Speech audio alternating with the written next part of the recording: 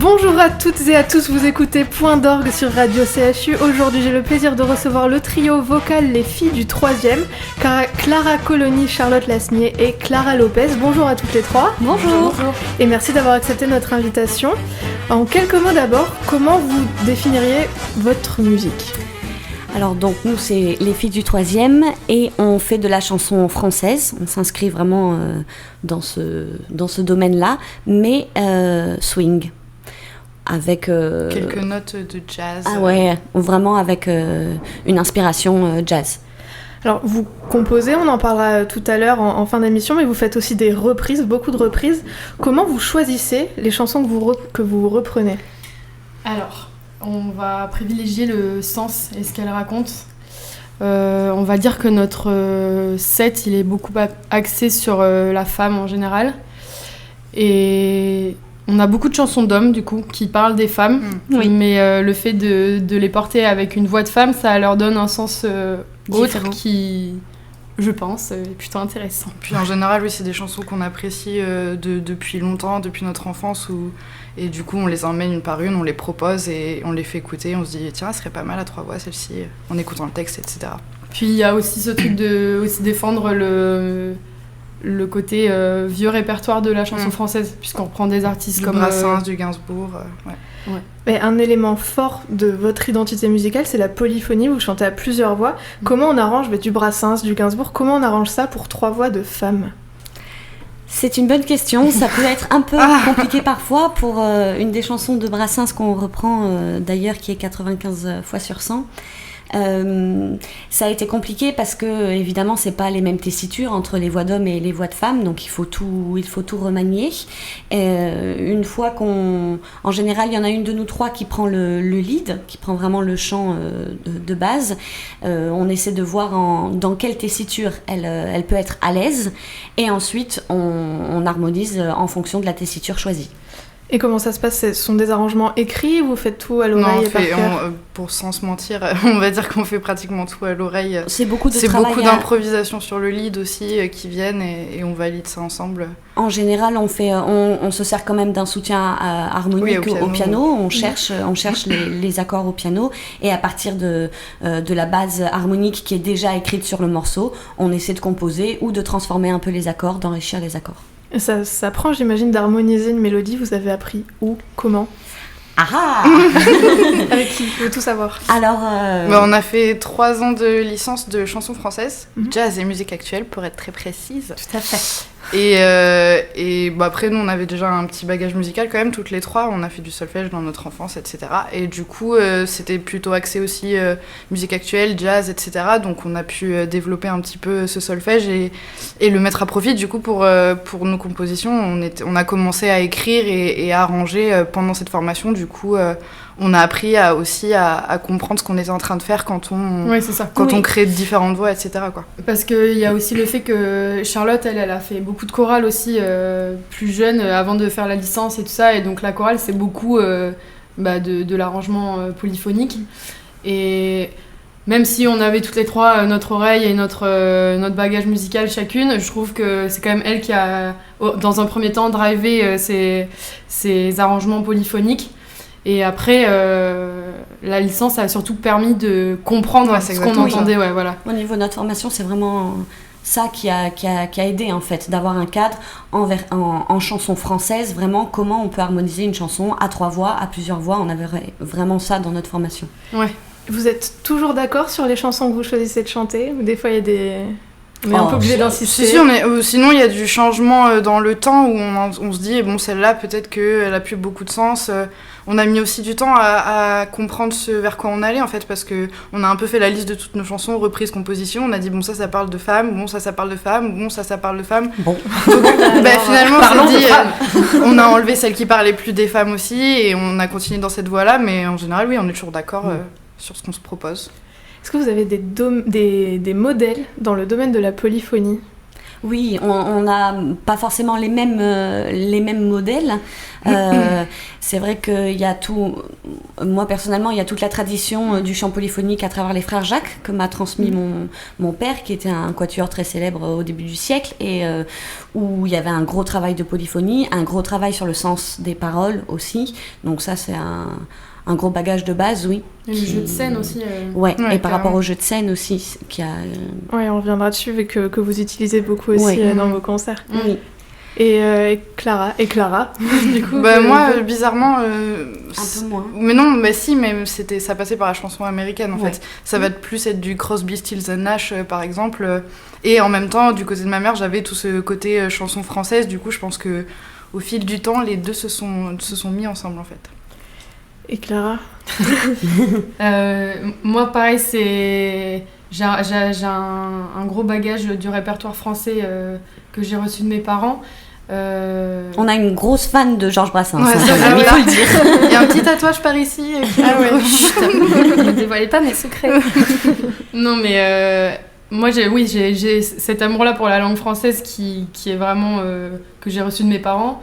Après, tout ce qui est polyphonie et tout ça, je pense que ça a dû traîner dans mes oreilles plus petites, mais j'ai vraiment développé un amour pour ça à partir du moment où on a commencé à bosser ensemble. Pratiquant. Et puis, disons que mon oreille s'est vachement plus tendue dès que j'entendais ce genre de choses. Enfin, il y a plein de groupes, même sur Bordeaux, comme le Barbershop Quartet, que j'avais entendu moi très jeune avec mes parents en concert, mais j'avais trouvé ça plus drôle qu'intéressant musicalement, parce qu'à ce moment-là, j'étais juste là devant un spectacle et je faisais pas gaffe aux harmonies. J'étais là, c'est très joli. J'étais juste là, ils sont forts et puis ils sont drôles. Mais là, le fait de m'y être repenchée en ayant mon oreille qui s'était un petit peu affinée à toutes ces esthétiques-là, ça a donné vraiment une envie de curiosité sur tous ces groupes français ou même américains, avec des vieux groupes comme les Poupin Sisters et tout ça, quoi, qui sont... Et le fait d'être 3, même 4, puisque vous avez un guitariste, Tout à fait. ça permet de multiplier les approches, les univers, du coup. Oui. Ça vous enrichit? Il faut savoir que donc, ça fait à peu près 3 ans et demi qu'on travaille ensemble. On a eu un premier guitariste qui s'appelle Nicolas Allard, avec qui on a bossé pendant les 3 ans de la licence, qui lui a vraiment aidé à amener la couleur jazz, vu que c'est un guitariste vraiment jazz à la base. Et ensuite, on a eu 1 ou 2 guitaristes de transition qui ne sont pas restés, et depuis 1 an on travaille donc avec Martin Arnoux, qui est également un guitariste de jazz, et il y a vraiment un échange entre comment on construit la polyphonie à 3 voix et comment lui il va amener sa patte, sa signature sur chaque morceau en fait, pour donner cette couleur jazz. Et lui il reste. Et puis on n'a pas les mêmes influences en fait, donc même dans nos compositions je pense qu'on peut sentir les différentes voix de composition en fait. On va pas avoir les mêmes idées de mélodie Ouais, ça se sent à la fois sur les arrangements et sur la façon d'écrire les chansons. On a quand même 3 manières, 3 univers différents, mais qui du coup amènent, je pense... du relief. Ouais, dans le set. C'est pas...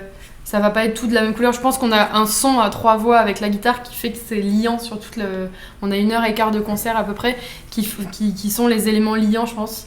Mais après, au niveau des chansons, quand c'est des reprises, ou suivant la personne qui a écrit et qui a amené la mélodie principale, ça permet d'élargir la palette un petit peu. Les filles du 3e sont dans Point d'orgue. On parle de votre parcours juste après une petite pause musicale. Vous nous avez proposé d'écouter une reprise de L'accordéoniste d'Edith Piaf, reprise donc par les Glossy Sisters. On se retrouve tout de suite après sur Radio CHU. Elle écoute la java, mais elle ne la danse pas. Elle ne regarde même pas la piste. Et ses yeux amoureux suivent le jeu nerveux. Et les doigts c'est qu'elle ont de l'artiste. Ça lui rentre dans la peau, par le bas, par le haut. Elle a envie de chanter ses filles. Les Glossy Sisters sur Radio CHU, une chanson proposée par les filles du 3e qui sont les invitées de Point d'orgue aujourd'hui. Pourquoi cette chanson? Pourquoi ce groupe? Alors, c'est un trio vocal. Donc c'est vrai qu'en termes d'identification, c'est une musique déjà qui nous parle à la base. Qui reprend une grande chanteuse de la chanson française. Et l'accordéoniste, c'est quand même une chanson qui parle d'une fille de joie, comme on disait à l'époque. Donc la condition de la femme, c'est tout à fait dans nos cordes. Tous les points sont checkés. Trio vocal, répertoire de chansons françaises. Ça parle de la femme. Exactement. On va revenir un peu sur votre parcours. Ça fait un peu plus de 3 ans que vous chantez ensemble maintenant. Oui. Vous avez commencé à chanter ensemble dès que vous vous êtes rencontrés. Bah oui, je me rappelle, je disais aux filles, on s'est rencontrés mi-septembre et mes premiers enregistrements de tests de trucs à 3 voix, toutes les 3, c'était de début octobre. Donc en fait, on a mis 15 jours avant de commencer à tester des trucs ensemble. Donc, oui, ça s'est fait très rapidement en fait. Et qu'est-ce qui vous a donné envie de chanter toutes les 3 ? C'est plutôt Charlotte qui est à l'initiative de tout ça. Elle a bien joué son coup. En fait, c'est vrai que moi, j'allais vraiment dans cette licence pour rencontrer des gens avec qui chanter. Je savais que j'avais envie de tester la polyphonie à 3 voix. Donc, je suis arrivée, j'ai un peu regardé les chanteuses qu'il y avait, et puis j'ai fait mon choix. Et j'ai dit, j'aime bien les timbres de voix qu'elles ont. Je vais leur demander de chanter avec moi, voir si ça leur plaît. Et ça leur a plu. Donc en fait, vous avez la crème de la licence chanteuse. C'est ça, on a juste les meilleurs, c'est parfait. Non, il faut le dire. Oui, il faut le dire, vous avez raison, c'est important. Non, et alors, pourquoi vous avez dit oui, alors, à Charlotte ? Je pense qu'on a commencé à chanter ensemble et on a senti que c'était quand même très agréable. Après, on est parti que sur c'était pour le loisir, vraiment. Oui, au début, c'était oui, le il n'y loisir. avait aucune espérance de faire un groupe ou de faire des dates, etc. C'était vraiment, on se retrouvait chez Charlotte, on chantait ensemble. On buvait du thé. Oui, voilà, on passait un moment ensemble et puis voilà. Mais moi, vraiment, ça a été... je pense que mon envie... ça a été que j'avais jamais fait ça depuis que je faisais de la musique. Ça avait toujours été toute seule dans ma chambre avec ma guitare et tout ça. Et là, le fait de jouer à plusieurs et puis même le travail de seconde voix, en fait, je me rends compte que je reviens de super loin, mais j'avais jamais fait ça. Même avant, une deuxième voix, ça me troublait complètement et j'avais du mal à chanter ma partie. C'était hyper compliqué. Et du coup, cette idée-là de Charlotte, je me suis dit... Franchement, vas-y, c'est hyper formateur et ça va t'aider. Et là, aujourd'hui, je me rends compte à quel point mon oreille, elle s'est vachement développée et j'entends des choses que j'entendais pas avant. Et c'est assez magique d'ailleurs. Mais en fait, c'est comme ça que c'est parti. Et ce qui a donné naissance au groupe vraiment, c'est que chaque année de la licence, on avait un projet qui nous était donné. Et la première année, c'était de faire ce qu'ils appelaient un récital basé sur de la composition. Un tour de chant, quoi. Et comme on avait commencé à travailler toutes les 3 sur nos compos, nos premiers essais, ça a été sur de la composition en fait. Oui. Et du coup, on s'est dit, pourquoi on n'utiliserait pas ce petit travail qu'on a fait pour le fun toute l'année et qu'on le mettrait pas à profit de cet exercice qui nous est demandé. Et donc, on a fait un set un peu plus long que ce qui était demandé puisqu'on avait toutes les 3 nos textes. Nos textes, oui. Et ça a fait le premier set de notre groupe qui, à la base, ne s'appelait pas les filles du 3e d'ailleurs. Non, on va pas dire comment ça s'appelle, on a mis du temps à trouver. Girls and Voices. Oh, c'est beau, voilà. On adore. Et on n'aimait pas trop, mais déjà c'était un nom anglais et qu'on défendait du texte français. Ça colle pas. Mais ça a été assez laborieux pour trouver le nom actuel. Et pourquoi les filles du 3e alors ? Alors, on a beaucoup cherché entre dames, demoiselles, filles. Les filles, ça nous convenait bien quand même. Il y avait un côté... Dame, c'était trop. C'est chic. Ouais. Et les filles du 3e, en fait, quand on répète toujours chez moi. J'habite au 2e étage. Mais on est 3, et ça sonne mieux. Donc, les filles du 3e. Voilà. C'est peut-être un peu décevant à chaque fois comme explication. Mais on a cherché hyper longtemps, parce que comme elle habite vers Saint-Michel, on essayait les filles de la Flèche, les filles de machin... Enfin, on a cherché, mais... Oui, pendant longtemps. Ça a mis du temps à venir. Mais quand on l'a trouvé, on était contents. C'est ça. C'est le bon. Moi, je me souviens, on envoyait des textos à nos proches, nos amis, nos parents. Qu'est-ce que vous en dites ? Vous trouvez que ça sonne bien ? Ah ouais, c'est pas mal. Bon, ok, c'est bon. J'ai vendu. On cherche plus, c'est celui-là. Est-ce que vous jouez d'un instrument ou vous n'êtes, entre guillemets, que chanteuse ? Alors, on a chacune eu des pratiques d'instruments quand on était plus jeune. Moi, j'ai appris la harpe celtique. Je m'y suis remise il y a quelques temps. Et puis, le piano aussi.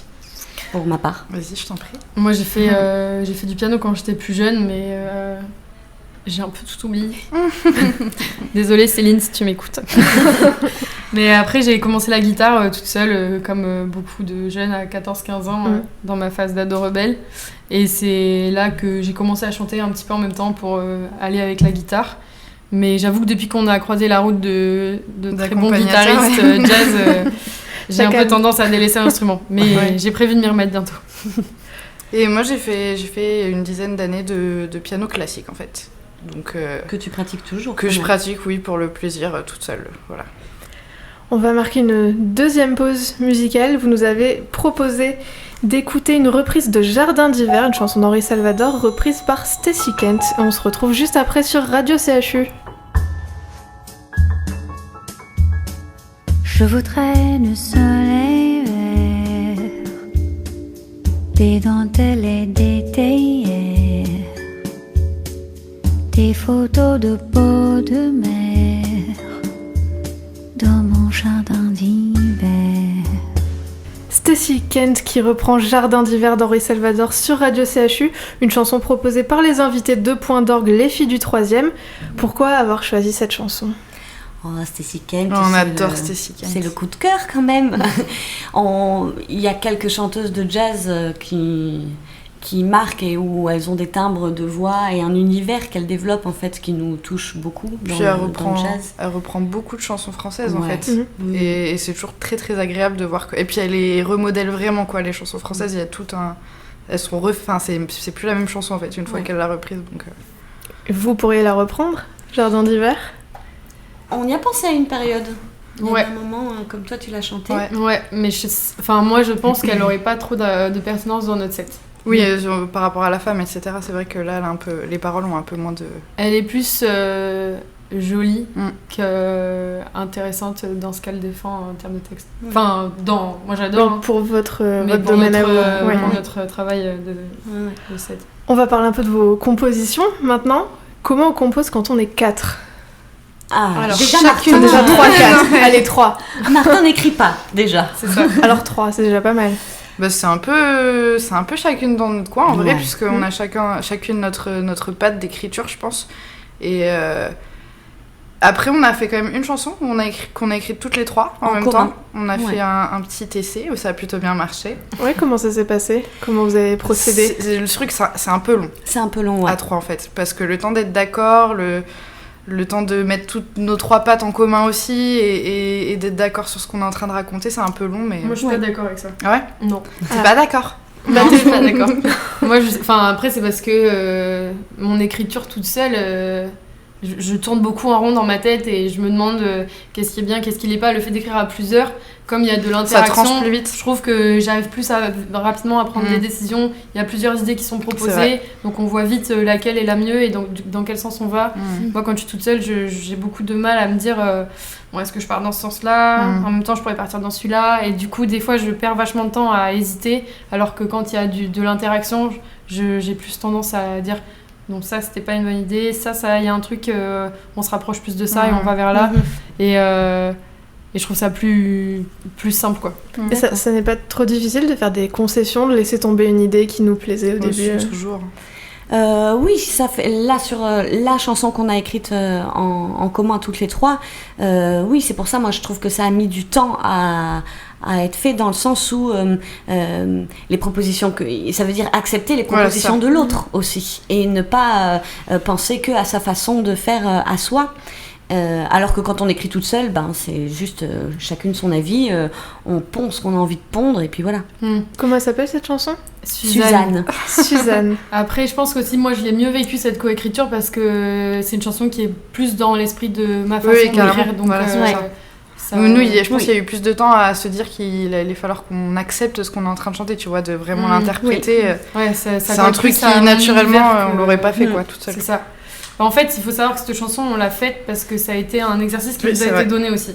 C'est pas une idée qui est venue de nous directement. C'est on avait étudié, c'était une journée en cours où on avait étudié les différentes sortes de chansons.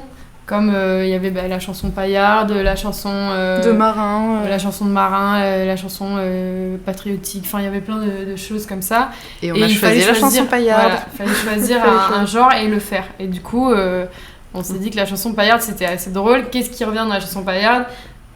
Souvent du cul et de la religion et des trucs comme ça. Du coup, c'est un blasphème à elle seule, cette chanson. Voilà, c'est la chanson du blasphème. En fait, ça raconte l'histoire d'une nonne qui s'appelle Suzanne, qui est un petit peu en train de mouiller sa culotte sur Jésus. Et du coup, elle fait tout ce qu'il faut pas faire, quoi. C'est-à-dire masturbation. Comme elle a du mal avec ça, elle essaye de fuir sa réalité en fumant de la drogue. Et comme elle s'en veut d'avoir fait ça, elle décide de se suicider à la fin. Super. Mais sinon, elle est drôle. Je l'ai entendue, elle est très drôle. Elle est très, très, très drôle. Quand vous écrivez, c'est le texte ou la musique qui précède ? Le texte. Le texte d'abord. Toutes les trois ? Le texte d'abord. Oui. Donc c'est pour ça que vous écrivez qu'en français ? Ou c'est lié à cette revendication de la chanson française, peut-être ? Oui, la langue française, elle est très belle en soi. Il y a vraiment plein de subtilités à utiliser. Donc, moi personnellement, j'ai jamais écrit en anglais, mais je trouve que déjà avec la langue française, on peut avoir tellement de nuances. Autant s'en servir. C'est vraiment une première étape. Déjà super intéressante, quoi. C'est passé un cap aussi, je trouve, d'écrire en français. Enfin, moi, en tant qu'adolescente, et comme beaucoup d'adolescents, je pense, j'ai écrit des chansons en anglais, etc. Mais je pense que c'est une façon de se cacher sur ce qu'on est en train d'écrire, puisqu'on sait qu'une personne sur 5 va comprendre ce qu'on est en train de raconter. Donc, je pense qu'il y a vraiment un truc de mise à nu quand on écrit en français. C'est que là, je dis un truc et les gens vont le comprendre, et je suis en train de raconter ce que j'ai envie de raconter, et c'est pas pareil, quoi. Et je trouve que du coup, ça demande aussi du coup plus un vrai travail de tournure de phrases et même de figures de style, tout ça. Ça peut pas être juste des phrases comme ça de but en blanc, très nues, très crues. Ça passe pas inaperçu pour un public français. Ou alors il faut vraiment l'assumer, et c'est ça qu'on veut mettre dans la chanson. Ouais. Mais après, cette façon qu'on a de travailler, c'est pas propre vraiment au français. Il y a plein de gens qui écrivent en français qui préfèrent commencer par la mélodie et mettre le texte dessus. C'est juste que nous, on a cette manière-là de faire, ouais. Notre émission touche à sa fin. Vous avez des réseaux sociaux, une chaîne YouTube, une page Facebook, on peut vous retrouver. Oui, vous pouvez nous retrouver sur Facebook, sur YouTube et sur Instagram. Wow. Les filles du 3e avec un F majuscule pour que vous puissiez bien nous trouver. Et 3 en chiffres ou 3 en lettres? 3 en chiffres. Très bien, c'est noté. Pour terminer en beauté cette émission, vous avez accepté de nous chanter quelque chose a cappella au micro de Radio CHU. Comment ça s'appelle? Toujours au 3e. On écoute toujours au 3e. Dans la vie, y a des plaisirs fous. Ah oui, marcher nu sous la pluie, jouer du piano pendant la nuit. Oh oui, regarder la grande ours là. Yeah, oh oui. Mais nous, ce qu'on aime faire le soir, c'est se faire entendre à l'autre bout du couloir. Il y a nous, il y a lui, les mots et les harmonies. On chante les soirs de semaine et toujours au 3e. Aïe, aïe, oh oui. La vie pour une mélodie. Les voisins s'habituent au bruit. Oh oui. Jusque tard dans la nuit. Car nous, ce qu'on aime faire le soir, c'est se faire entendre à l'autre bout du couloir. On chante les soirs de semaine, on est les filles du 3e. On est les filles du 3e. On est les filles du 3e. On est les filles du 3e. Toujours au 3e par les filles du 3e en direct au micro de Radio CHU. Merci beaucoup à toutes les trois d'avoir accepté notre invitation. Et d'avoir fourni la playlist de l'émission. On peut vous retrouver donc sur Facebook, sur YouTube en tapant tout simplement les filles du 3e avec un F majuscule avec 3 en chiffres. Merci à Pierre, notre incroyable technicien qu'on remercie jamais assez. Et merci à vous de nous avoir suivis. À bientôt sur Radio CHU.